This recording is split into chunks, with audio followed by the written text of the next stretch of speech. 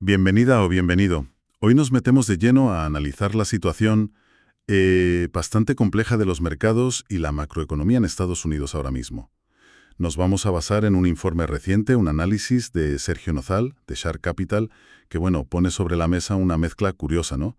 Mercados que están casi en máximos históricos, pero a la vez un cierre parcial del gobierno federal que crea dudas. Y datos de empleo que, la verdad, mandan señales un poco contradictorias. El objetivo hoy es intentar desgranar qué mueve realmente a las bolsas, qué significa este shutdown, cómo afecta que el dólar esté más débil y dónde podrían estar las oportunidades en medio de todo esto. Vamos a intentar entender el pulso económico real, ¿no? En un momento donde las cosas no son tan claras como parecen. Empezamos. Exacto. Es un escenario, la verdad, muy particular. Vemos un optimismo en bolsa importante, casi eufórico, diría en algunas partes, pero claro, al mismo tiempo hay una incertidumbre institucional muy grande por el cierre del gobierno y todo esto, pues, con las expectativas sobre qué va a hacer la Reserva Federal. Expectativas que ahora mismo chocan con que no tenemos sus datos habituales. Hablemos primero de esa euforia, si te parece. Los índices en Estados Unidos han mostrado una fortaleza sorprendente, tocando máximos. ¿Qué está alimentando todo esto? Pues son principalmente dos cosas. Por un lado, la expectativa que cada vez es más fuerte en el mercado de que la Reserva Federal no va a tardar en empezar a recortar los tipos de interés. Se habla de un primer recorte de unos 25 puntos básicos, un cuarto de punto, que es lo habitual, ¿no? La idea es que la economía podría estar enfriándose lo suficiente. ¿Y el segundo factor? Decías que eran dos. El segundo son los flujos de capital. Hemos visto entradas de dinero muy fuertes hacia fondos de acciones de Estados Unidos. De hecho, la semana pasada tuvimos la mayor entrada neta semanal desde noviembre de 2024. Una cifra enorme. 36.410 millones de dólares en solo una semana. Esto lo que indica es que, más allá de las dudas, hay mucho dinero apostando a que las subidas en la bolsa de Estados Unidos van a seguir. Qué interesante esa mezcla, ¿no? Expectativa por un lado y dinero real entrando por otro. Pero, a ver, ¿de dónde sale esa idea tan fuerte de que la Fed bajará tipos? ¿Hay datos concretos que apunten a ese enfriamiento? Sí, ha habido algunas señales. Un dato que causó bastante revuelo hace poco fue el informe de empleo privado de ADP de septiembre. Mostró una caída que nadie esperaba de 32.000 puestos de trabajo. A ver, el dato de ADP a veces no coincide exactamente con las cifras oficiales y hay que tomarlo con cuidado. Pero bueno, refuerza esa idea de que el mercado laboral se está desacelerando. Y precisamente un mercado laboral menos caliente es una de las cosas que la Reserva Federal ha dicho que necesita ver para empezar a bajar los tipos desde los niveles actuales, que son altos. Vale, o sea, tenemos datos que sugieren enfriamiento, eso alimenta la esperanza de tipos más bajos y eso impulsa las acciones. Pero claro, aquí entra el gran imprevisto, el cierre del gobierno federal, el shutdown. ¿Cómo cambia esto el panorama? Lo cambia bastante, ¿eh? Sobre todo porque mete una capa de incertidumbre informativa muy gorda. El efecto inmediato es que separa la publicación de estadísticas económicas oficiales que son clave. El ejemplo más claro es el informe mensual de empleo del Bureau of Labor Statistics, el BLS, el famoso dato de nóminas no agrícolas. Es el indicador que más siguen los mercados y la propia Fed, y este mes pues simplemente no se ha publicado. Entonces estamos diciendo que los inversores y la propia Fed están tomando decisiones un poco a ciegas, sin la brújula de siempre. A ciegas quizá es mucho decir, pero sí con una visibilidad muy reducida. Al no tener los datos oficiales, pues dependes más de indicadores alternativos del sector privado, como el informe ADP que comentábamos, u otras encuestas y métricas. El problema es que estos datos pueden tener más ruido, ser menos fiables, no dar la foto completa, digamos.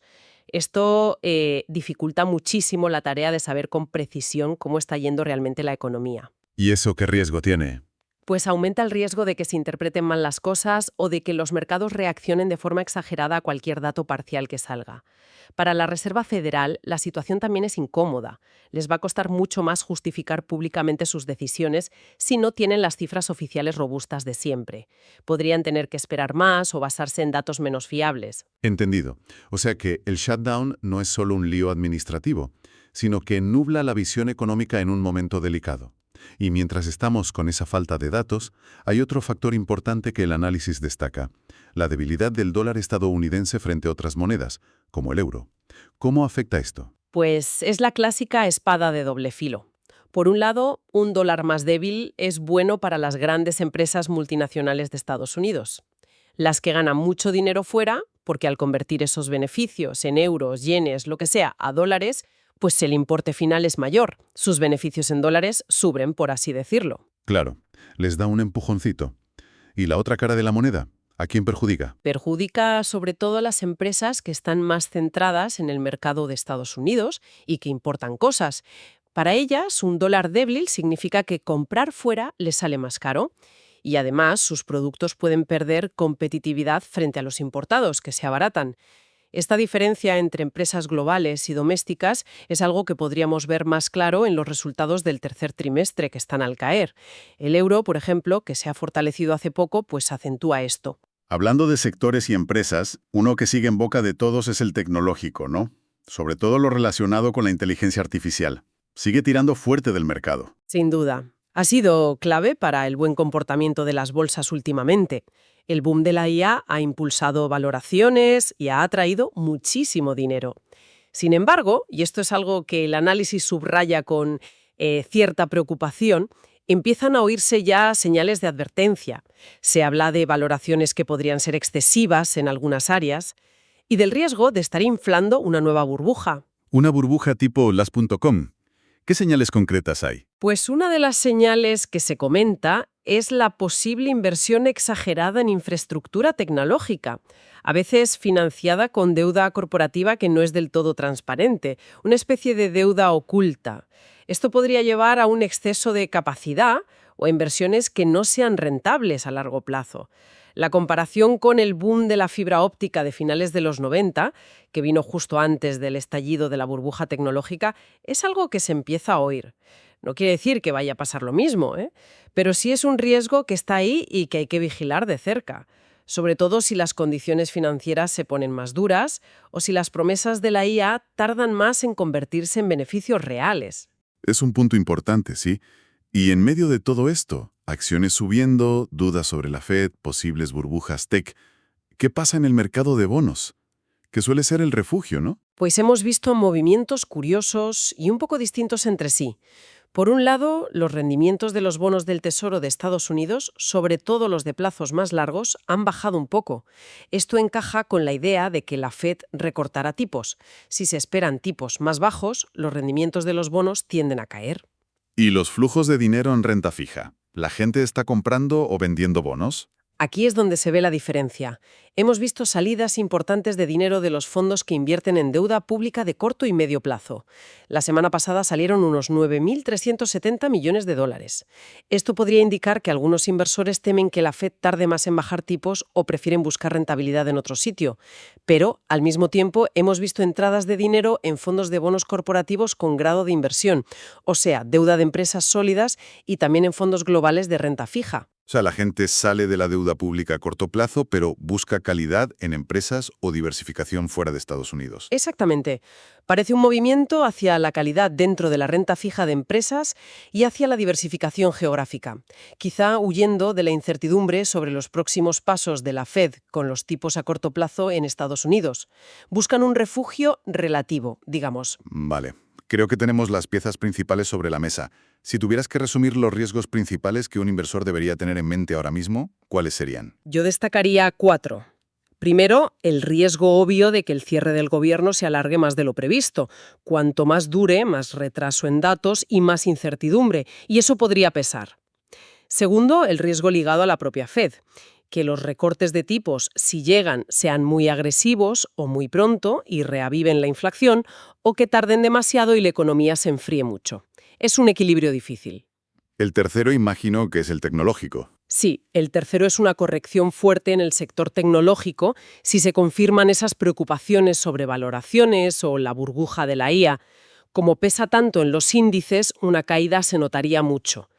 Y cuarto, la diferencia cada vez mayor entre las empresas globales que se benefician del dólar débil y las más centradas en el mercado local. Esa brecha podría aumentar. Entendido. Y por el lado bueno, ¿Dónde podrían estar las oportunidades? También hay varios puntos. Las compañías globales con mucha exposición internacional pueden seguir siendo interesantes mientras el dólar siga débil. El sector tecnológico, aunque tenga riesgos, sigue siendo el centro de la innovación a largo plazo y seguramente seguirá atrayendo dinero a empresas con buenos fundamentos. Además, si la Reserva Federal consigue un aterrizaje suave y gestiona bien el inicio de los recortes, eso podría dar más impulso al apetito por el riesgo. Y por último, los datos alternativos, aunque no sean perfectos, pueden ser una guía útil mientras no tengamos los oficiales. En resumen, estamos navegando aguas un poco turbulentas, ¿no? El optimismo sobre lo que hará la Fed mantiene a flote los mercados, sobre todo las bolsas. Pero la niebla del shutdown y las dudas sobre los datos económicos obligan a ser prudentes. Y mientras, el dólar está creando ganadores y perdedores claros dentro de Estados Unidos. Totalmente de acuerdo. Las claves ahora mismo van a ser: 1. ¿Cuánto dura el cierre del gobierno y cuándo volvemos a tener datos fiables? 2. ¿Qué dicen esos datos cuando salgan? Y 3. ¿Qué cuentan las empresas en sus resultados del tercer trimestre que ya empiezan a conocerse? ¿Confirmarán las expectativas tan altas del mercado o empezarán a notarse los efectos de la incertidumbre? Para quienes busquen aplicar este tipo de análisis, como el que hace Sergio Nozal, a inversiones concretas, bueno, pueden encontrar enfoques en esa línea en sitios como sharkinversiones.com. Y nos despedimos con una pregunta para reflexionar. En un momento donde la información fiable escasea, ¿cuánto puede pesar la expectativa de dinero más barato, la idea de esos recortes de tipos para sostener los precios? ¿Puede la narrativa por sí sola aguantar si los datos fundamentales, cuando los conozcamos bien, no acompañan esa euforia? Una incógnita importante para las próximas semanas. Hasta aquí nuestro análisis de hoy. Gracias por acompañarnos.